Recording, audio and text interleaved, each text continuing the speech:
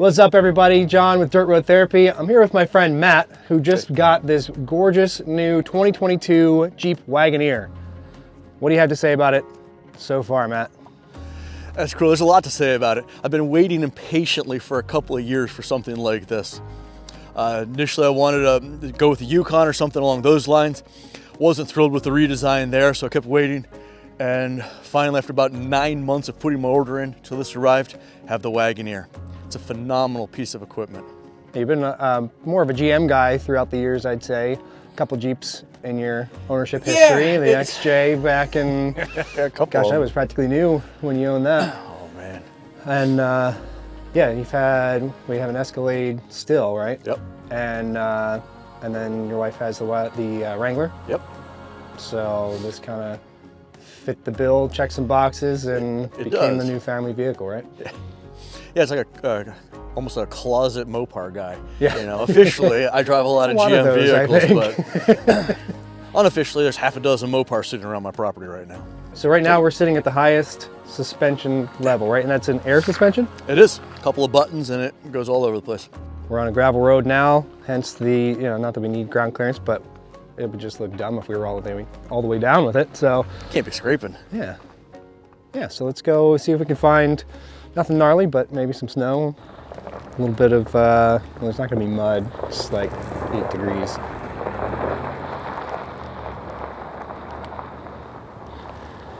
Your heads-up display on this, it's awesome. Shows me the road name. I'm on Grange Road. I'm doing 41 miles an hour. That's pretty cool. But the way I sit, I blurs out most of it. It's designed for someone that sits completely upright and slightly lean to left. Oops, and down a little bit. Down a little. Okay, so someone that's about 5'8" and drives like they just got their license and they're in their mom's car. This is perfect right there. I can read everything. If you drive it like I do, I'm doing 30 blur. I can't quite see the rest of it.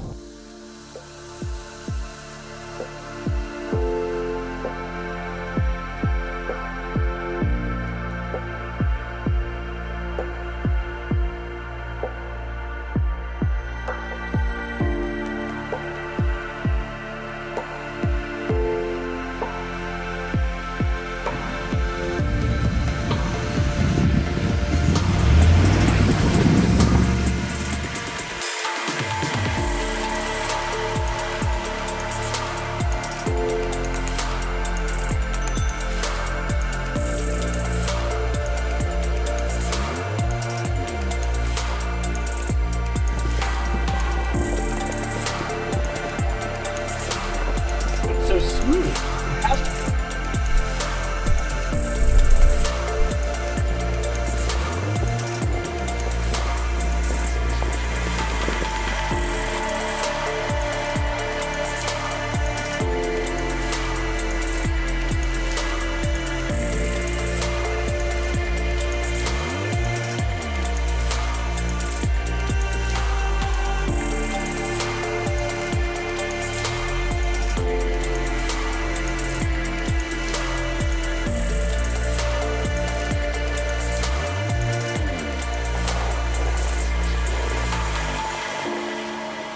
So it's got a lot of goofy things to it that just were frustrating, but so let's say you're heading out to dinner, you're gonna walk your lovely wife back, you hit the remote start on the vehicle, you're walking up to it, the lights are on and it's running and it looks all nice and pretty. You open the door, let the lovely bride in, sit down, you close the door, and as you start walking around the vehicle to get into the driver's side, it beeps 3 times at you, it honks the horn, because it's telling you that you opened the wrong door first, and it's a little bit upset.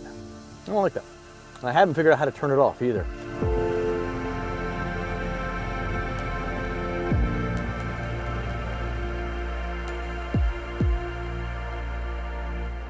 I miss levers, Clunk, it's in gear.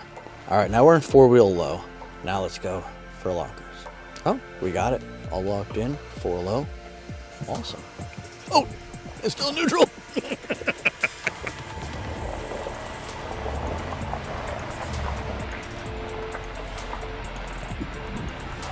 It's a nice little feature. It's got that 3D view on there, so you can back this and everything. The camera quality is decent, but I do like that top-down view, I thought it was kind of gimmicky until I actually had it. And I can imagine this would be kind of helpful if you're going across a bridge or something that's a little bit narrow. And you want to get a feel for just, am I on the track or am I off a couple inches?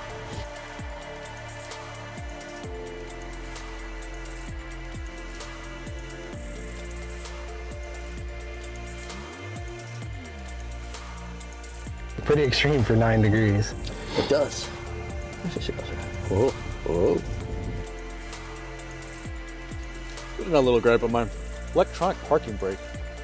Like, there's no emergency brake. It's gonna pull a cable or anything. You hear the brake clicking in and out, but I can't feel anything. There's no feedback. And I would imagine if this has an electrical fart, that's not gonna work.